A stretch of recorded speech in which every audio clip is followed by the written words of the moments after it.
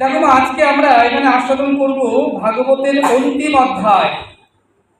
কেউ যদি 7 দিন ভাগবত না শ্রবণ করে থাকো, কেউ যদি সম্পূর্ণ ভাগবত না শ্রবণ করে থাকো, এই অন্তিম অধ্যায় শ্রবণ করলেও সে কি হবে না, পূর্ণ ভাগবত শ্রবণের ফল লাভ হবে এবং ভগবতের কৃপা অবশ্যই লাভ হবে।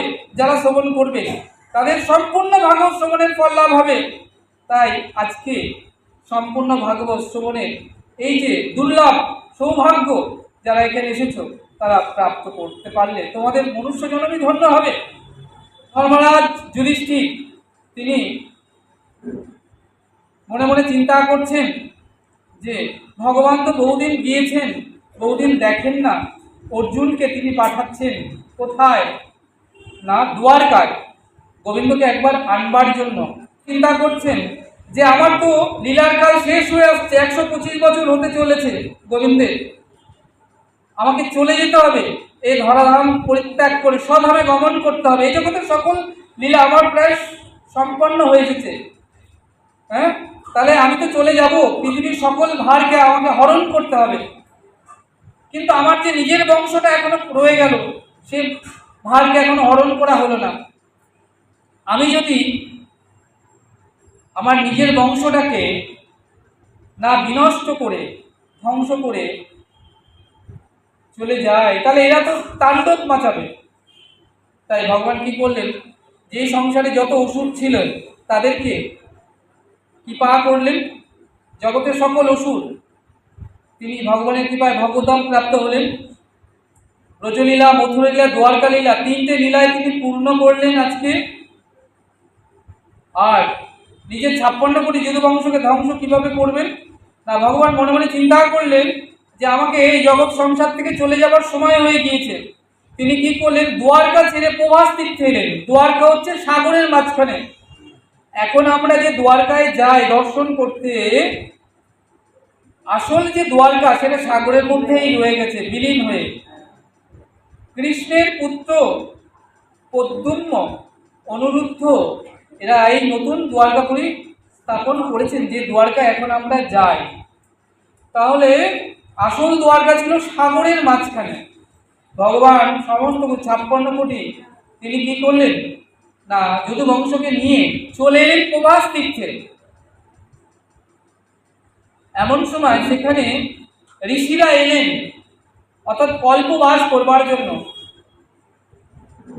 তো জাম্ববতীর পুত্র শাম্বর মনে হলো এই যে ঋষিরা এখানে এলেন, এরা সত্যিকারের ঋষি নাকি ভেগধারী ঋষি, একবার পরীক্ষা করতে হয়।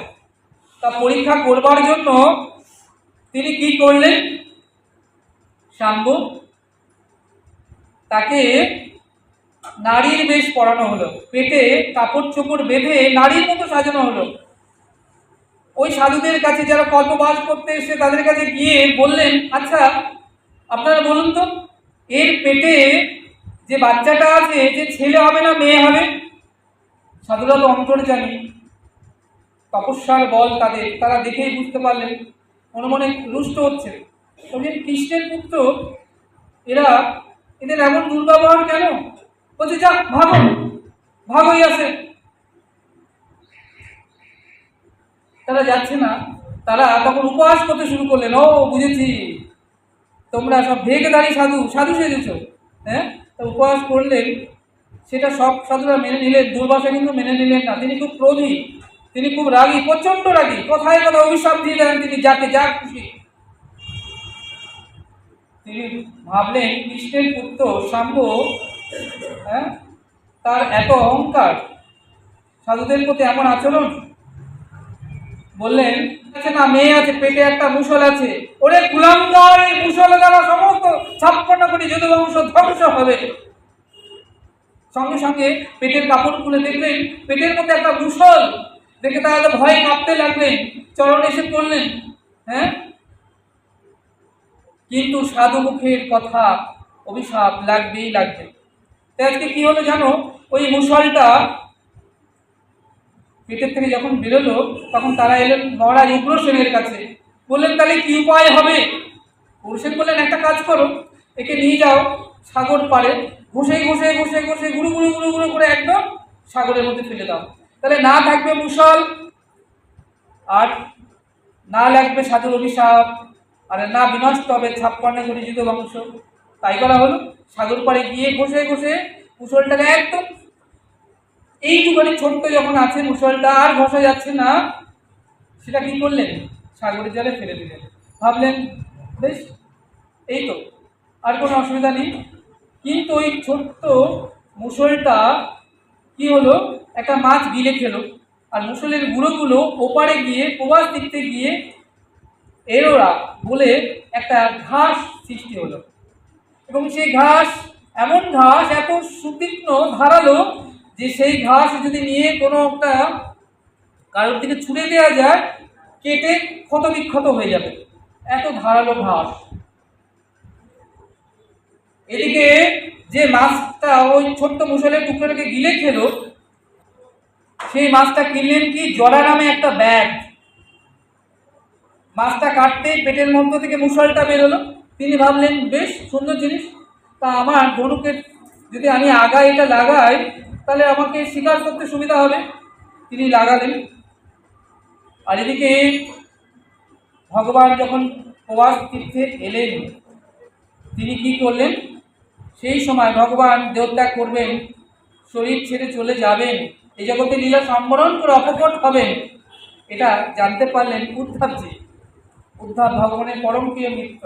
তিনি এলেন, এসে বললেন গোবিন্দর কাছে, নয়ন জলে কেঁদে পড়লেন, বললেন হে প্রভু, তুমি যদি সংসার ছেড়ে চলে যাও, তাহলে তোমার ভক্তরা কাকে নিয়ে থাকবে?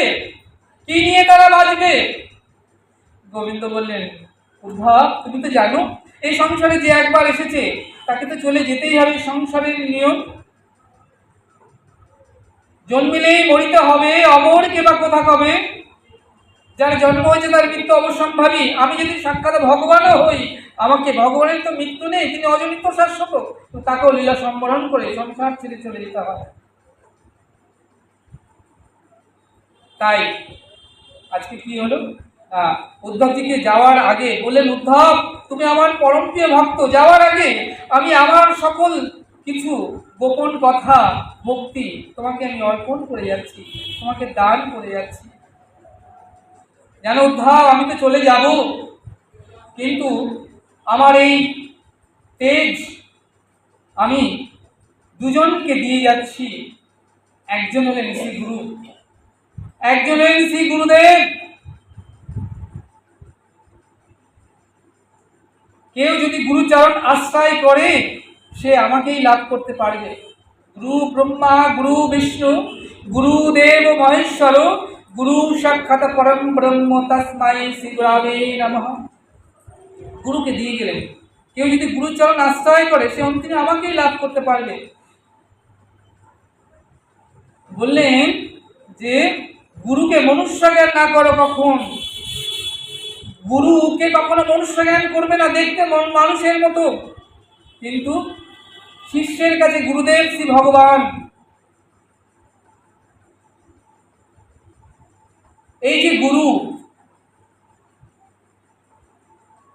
একজন হলেন মন্ত্রধারী গুরু, যাকে বলে দীক্ষা গুরু, যিনি কানে মন্ত্র দেন। যতক্ষণ না মন্ত্র কানে পড়বে, ততক্ষণ এই দেহটা শুদ্ধি হবে না, ভগবত সেবার অধিকার হবে না। সাধুগুরু বৈষ্ণব আপনার হাতের জল পর্যন্ত গ্রহণ করবে না, যেখানে যাবেন সেটা অশুভ, শুভ হবে না।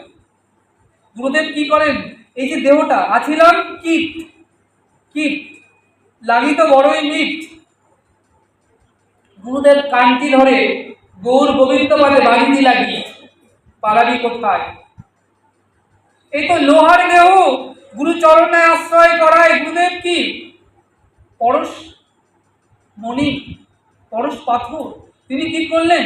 তার চরণে আশ্রয় করার সঙ্গে সঙ্গে কি হলো না, সেই চরণের পরশে দেহটা লোহার দেহ সোনার দেহ পরিণত হয়ে গেল। ভেবে দেখুন, এই জগতে বড় বড় মনীষীগণ, বড় বড় সাধু, বড় বড় মহাত্মাগণ, তারা কেমন ভাবে তাই হলো? গুরু কৃপায় গোবিন্দ প্রাপ্তি। রত্নাকর দস্যু যখন নাকি দেবশ্রীপাদ এসে তাকে মন্ত্র দিলেন, তিনি বাল্মীকি হয়ে গেলেন। রামচন্দ্রের জীবনী তিনি রচনা করে গেলেন। রামচন্দ্রের জন্মাবার পূর্বে, রামচন্দ্র আবির্ভূত হওয়ার পূর্বেই তাহলে রত্নাকর দস্যু মহর্ষি বাল্মীকি হয়ে গেলেন গুরু কৃপায়।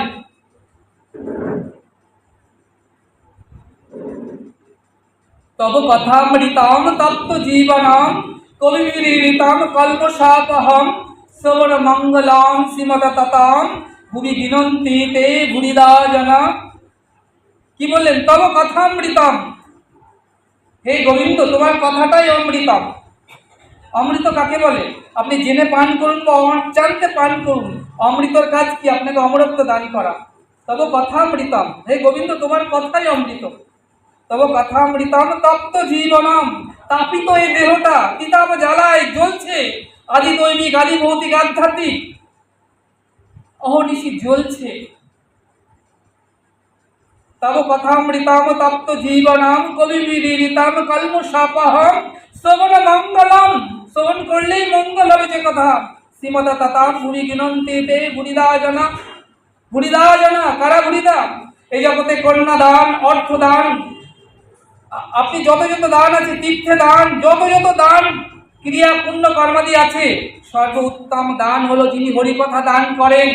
এই সংসারের তাপিত জীবকে কৃষ্ণ কথা দান করে ভগবত ধাম প্রাপ্ত করেন, back to Godhead. Nitai Gour Hari Hari বল।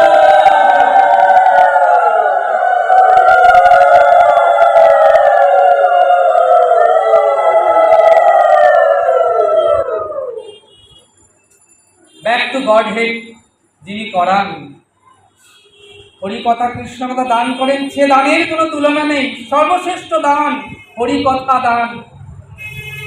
তাহলে গুরু যিনি কর্ণে কৃষ্ণমন্ত্র দান করেন তিনি আপনার দীক্ষা গুরু, আর যিনি আপনাকে শিক্ষা দেন তিনি শিক্ষা গুরু। এই দুপ্রকার গুরু সংসারে রয়েছে।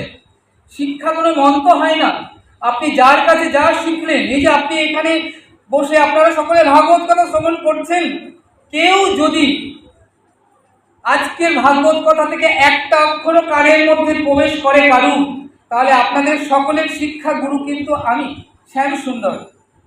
স্কুলে আমরা যখন অবা কথা লিখেছিলাম, অ ক খ এ বি সি ডি, তিনি আমাদের গুরু ছিলেন, যিনি শিক্ষা দিয়েছেন, স্কুলের গুরু। প্রাইমারি থেকে ভেবে দেখুন, যিনি ভালো গান গান, গুরুদেব কৃপা করেছেন তাই তিনি ভালো গায়ক। তাহলে আজকে আপনি যেখান থেকে ভালো যা কিছু শিখবেন তিনি আপনার শিক্ষাগুরু। মহাপ্রভু 24 জন শিক্ষাগুরু রেখেছিলেন। দীক্ষাগুরু এক হয়, দীক্ষাগুরু কিন্তু কখনো পরিবর্তন হয় না, ভালো লাগলো ভালো লাগলো না। সৎ গুরু চরণ আশ্রয় করা একান্ত আবশ্যক। সৎগুরু পরিবর্তন হয় না। যিনি এই জন্মে আপনার গুরু, জন্মে জন্মে তিনি আপনার গুরুই ছিলেন, আছেন, থাকবেন এবং হবেন, এটা জেনে রাখুন। কিন্তু কেউ যদি অপসম্প্রদায়ের গুরুচরণ আশ্রয় করে থাকেন, গুরুদেব আসছেন, ভালো মন্দ খাচ্ছেন, টুপলা বলে নিচ্ছেন, জীবনে কেমন করে পারমার্থিক উন্নত হবে, ব্যাক টু গড হেড কেমন করে যাব, কেমন করে আমি গোবিন্দ চরণ প্রাপ্ত হব, আপনাকে সে শিক্ষা দিচ্ছেন না, তাহলে ভাববেন যার পরম্পরা নেই গুরুদেবের, অপসম্প্রদায়ের গুরু। অবশ্যই আপনি ছোট ছিলেন, দীক্ষা নিয়েছেন, যখন জানতে পারলেন অবশ্যই সঙ্গে সঙ্গে গুরু পরিত্যাগ করুন। পরিত্যাগ করে গুরুকে সংস্কার করে সব গুরুচরণ আশ্রয় করুন। শ্রীমদ্ ভাগবতে বলছেন ঋষি প্রভুক্ত মহারাজ নিমিকে, হে রাজন, আপনি নিশ্চিতভাবে জেনে রাখুন এই সংসারে একজন সৎ গুরুর চরণ আশ্রয় অতি আবশ্যক। কেউ যদি একজন সৎ গুরুর চরণ আশ্রয় না করে থাকেন তাহলে তাকে অতি অবশ্যই আবার কি করতে হবে, পশুজনী প্রাপ্ত হতে হবে। আবার কীট পতঙ্গ, পশু পাখি, মলের কীট থেকে শুরু করে এই সংসারে জন্ম জন্মান্তর ধরে থেকে 84 লাখ যদি ভ্রমণ করতে হবে। এই ভ্রমণ করতে করতে যদি ভগবত কৃপায়, সাধুগুরু বৈষ্ণবের কৃপায়, গুরু কৃপায় তিনি একজন সৎগুরুর চরণ আশ্রয় লাভ করে থাকেন, অবশ্যই সেই চরণ আশ্রয় লাভ করে তিনি ব্যাক টু গড হেড ভগবত ধাম প্রাপ্ত হবেন। তাহলে সেটা অনেক জন্ম, অনেক সময় কেটে যাবে। আজকে ভাগবত এই কথা কেন বলতে হচ্ছে না, সকলের জানা দরকার সৎগুরুর চরণ আশ্রয় একান্ত প্রয়োজনীয়। সৎগুরু আপনাকে সৎ শিক্ষা, সৎ গ্রন্থ পাঠ আপনার জীবনকে মহত্বে পরিণত করে দেবে দেখতে দেখতে তার পরশে। এই হলো শিক্ষাগুরু। মহাপ্রভু 24 জন শিক্ষাগুরু ছিলেন। তাহলে যেখান থেকে যেটা ভালো কিছু শিখবেন। এই যে মায়েরা কাপড়ে আঁচলে গিফট দেন না, চাবি, অর্থ, পয়সা, যা কিছু ভালো শুনবেন ভাগবত আসরে এসে সঙ্গে সঙ্গে গিফট দেবেন, জীবনে প্রতিফলিত করবেন এবং জীবন পাল্টে যাবে একটা কথাতে। একটাও যদি আপনি গিফট দিতে পারেন, জীবনটাই পরিবর্তন হয়ে যাবে। দেখবেন কত আনন্দ, কত সুখ।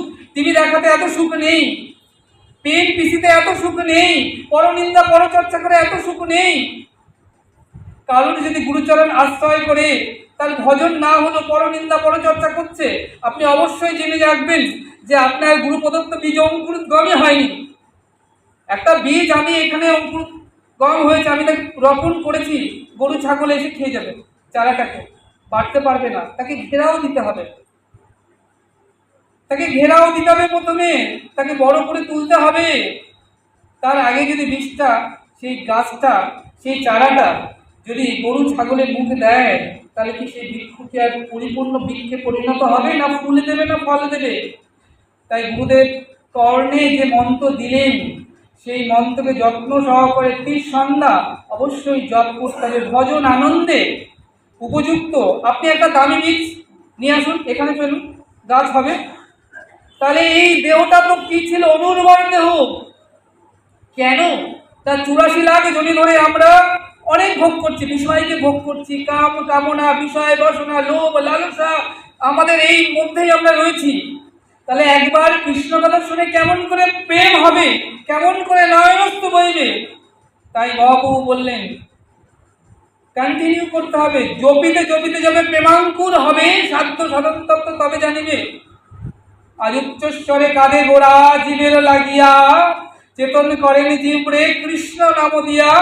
শোনো মিশ্র, কলিযুগে নাহি তপযজ্ঞ, যে জন আমার কৃষ্ণ ভজে তার মহাভাগ্য। এত ঘিরে ফিরে কৃষ্ণ ভজে গিয়া, খুঁটিনাটি পরিহারি একান্ত হইয়া, সাধ্য সাধন তত্ত্ব যা কিছু, ওই হরি নামের মধ্যে দেখো আছে সকল কিছু। নাম নামি অভেদ, বীজের মধ্যে বৃক্ষ যেমন দেখা নাহি যায়, নামের মধ্যে নামি আছে জানিও নিশ্চয়। যেই নাম সেই কৃষ্ণ ভজনিষ্ঠা করি, নামের মধ্যে আছেন আপনি শ্রীহরি। নাম নামি অভেদ। তাহলে সেই নাম গুরুদেব প্রদত্ত নাম অনুর্বর ভূমিতে লাগালে কি অঙ্কুরোদ্গম হয়? তাহলে প্রথমে কি করতে হবে? আগাছাকে তুলে ফেলতে হবে। আগাছা না তুললে মূল গাছ কিন্তু বাড়বে না। তাহলে গুরুদেব প্রদত্ত বীজ মূল গাছকে বাড়তে গেলে আগাছা কাকে বলে? এই যে মনে হচ্ছে অমুকের বাড়ির ছেলেটা অমুকের মেয়েকে নিয়ে চলে গেল, কি খেয়েছো, কি পড়েছো, পরনিন্দা পরচর্চা, যেগুলো প্রয়োজন নেই, ভজন পথের বাধা। যে কথায় কৃষ্ণ নেই, যে কথা আমার প্রেমময়ী রাধারানী নেই, যে কথা হরির নাম নেই, যে কথা জীবনের পরবর্তী উন্নতি না করায়, সে কথা হচ্ছে আগাছা। সেই কাজকে, সেই আগাছা নির্মূল করতে হবে, তাহলে মূল গাছটা বৃদ্ধি পাবে। তাই আজকে কি হলো? অনেক কথা মা, সময় কম, তাই ছোট করে আমাদেরকে ভাগবতকে বিশ্রামের দিকে এগোতে হবে। তাই আজকে কি হলো জানো? এই হচ্ছে শিক্ষাগুলো। জীবনে শিক্ষা একান্ত প্রয়োজন, অতি আবশ্যকতা শিক্ষা। তাহলে এই হচ্ছে আজকে অনেক জায়গায় আমরা দেখি না, দীক্ষা দিচ্ছেন, মাইকে দীক্ষা দিচ্ছেন, কৃষ্ণ বীজ মন্ত্র মাইকে দীক্ষা দিচ্ছেন। ভাবুন কতটা অপরাধ। আরে গুরুদেবের যদি সময় না থাকে তোমার কর্ণে কৃষ্ণ মন্ত্র দেওয়ার, তাহলে তোমার জীবনে কেমন করে সে পরলোকে উন্নতি করবে? কেমন করে গিয়ে তুমি তার কাছে দুটি মনের কথা বলবে? এটা তো সময় নেই। তিনি মাইকে বলেছেন, 50 জন শুনে নিয়েছেন। এরা সব অপসম্প্রদায়। তোমাকে বুঝতে হবে সদ্গুরু, চিনতে হবে সদ্গুরু, তার চরণ আশ্রয় করতে হবে, অতি আবশ্যক কথা। হ্যাঁ, তাহলে আজকে গোবিন্দ বললেন আমি গুরুরূপে জগতে থাকবো। আর দ্বিতীয়, ভগবান কি করলেন? তার সমস্ত তেজ শ্রীমদ্ ভাগবতের মধ্যে প্রকট করে দিয়ে গেলেন। বললেন কৃষ্ণ কোথায়? কৃষ্ণ কথায়। মিষ্টি কোথায়? চিনি যেথায়। যেখানে চিনি সেখানে মিষ্টি, যেখানে কথা সেখানেই কৃষ্ণ। তাই এই শ্রীমদ্ ভাগবত কিন্তু যেমন তেমন নয় যে ভাগবত তোমরা শ্রবণ করছো। এই ভাগবতকে কেউ যদি স্পর্শ করে, কেউ যদি শ্রবণ করে, কেউ যদি দর্শন করে, কেউ যদি মস্তকে লাগায়, সাক্ষাৎ শ্রী গোবিন্দকে লাভ করবার, গোবিন্দ কৃপা লাভ করবার ফল লাভ হয়, সাক্ষাৎ গোবিন্দ দর্শনের ফল লাভ হয়। এই শ্রীমদ্ ভাগবত। তাই তো আমি পাঠের অর্থে সবাইকে বলি এসো ভাগবত মস্তকে লাগাও। তোমরা যারা শুনছো তারা নিশ্চয়ই জানো। আজ মা আমি এই মন্দিরে 22 বছর ধরে আসি, হরিকথা বলি। এবং এই কথাটা বারবার সবাইকে বলি, পাঠের অন্তে চলে যাবে না, পাঠিতে তুমি দাও। এই যে অর্থটা আজকে আমরা নিয়ে যাই যেটা, সেটা কিন্তু আমাদের গোবিন্দ মন্দিরের সেবাতে লাগে, বৃন্দাবন থেকে সাধুগুরু বৈষ্ণব আসে সেবায় লাগে।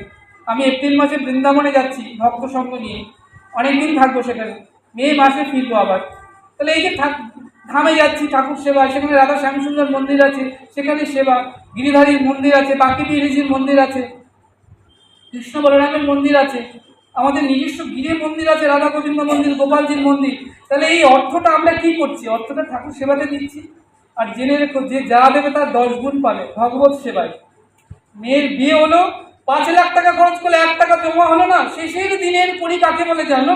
শেষের দিন তুমি যখন ভবনদীর তীরে যাবে, সাধুগুরু বৈষ্ণবকে দিলে, গুরুদেবকে দিলে, যজমানকে দিলে, তীর্থে দিলে, ভগবত সেবা একটা ফল দিলে, একটা মালা দিলে, কিছু দিলে, সেটাই শেষের দিনের ব্যাংকে কড়ি হিসেবে জমা হবে।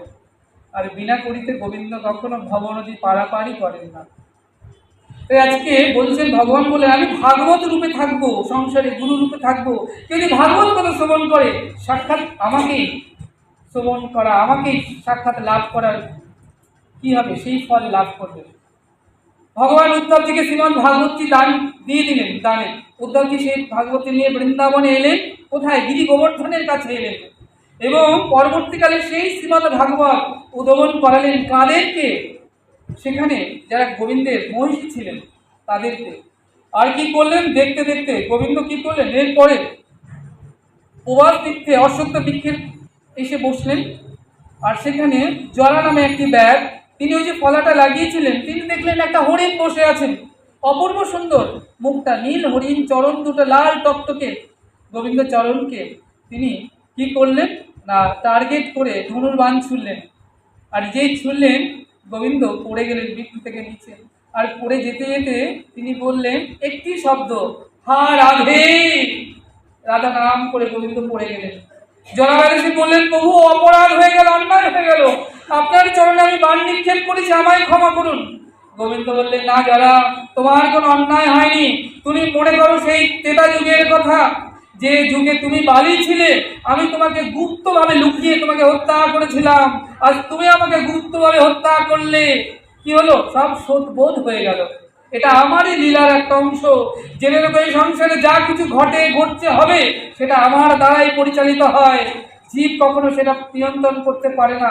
সব আমারই পূর্ব পরিকল্পিত, সবই আমার লীলার একটা অংশ। তাহলে আজকে কি করলেন? ভগবান ধরাধাম ছেড়ে অপকট হয়ে গেলেন। গোবিন্দ চলে গেলেন। এদিকে কানাই বলায় তিনি কি করলেন? তিনিও সাগরে ঝাঁপ দিয়ে কারণ সিন্ধুতে তিনি চলে গেলেন। কৃষ্ণ নেই, 56 কোটি যদু বংশ, তারা একে অপরকে কি করছেন না, তারা মদিরা পান করলেন এবং কি করছেন? একে অপরকে গালাগালি, হাতাহাতি, বাড়াবাড়ি সৃষ্টি করলেন, অর্থ সম্পত্তি বিভাগ বৈভবকে নিয়ে। এবং মারতে মারতে এমন হলো, সকল অস্ত্র অস্ত্র শেষ হয়ে গেল। তারা নিজেরা একে অপরকে মারামারি করতে করতে লাস্টে কি হলো জানো? ওই এলোরা যে ঘাসগুলো ছিল, ঘাসগুলো তুলে মারতে শুরু করলো। এবং এই করতে করতে দেখতে দেখতে 56 কোটি যদুবংশ কৃষ্ণায় গোবিন্দায় ভগবতে নম হয়ে গেল, শেষ হয়ে গেল 56 কোটি যদুবংশ। যখন 56 কোটি যদুবংশ শেষ হয়ে গেল, তখন এদিকে কি হয়েছে জানো? ধর্মরাজ অর্জুনকে পাঠিয়েছেন দ্বারকায় কৃষ্ণকে আনবার জন্য। অর্জুন এসে বললেন, না দাদা, গোবিন্দ আর এই জগতে নেই, তিনি অপকট হয়ে চলে গিয়েছেন। পঞ্চপাণ্ডব মনের দুঃখে তিনি কি করলেন? তারাও মহাপ্রস্থানের পথে এগিয়ে গেলেন।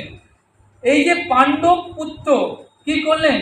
অর্জুনের নাতি মহারাজ পরীক্ষিতকে রাজ সিংহাসনে বসালেন। অর্জুন পুত্র অভিমান্যু, অভিমান্যুর পুত্র মহারাজ পরীক্ষিত, তাকে রাজ সিংহাসনে বসালেন।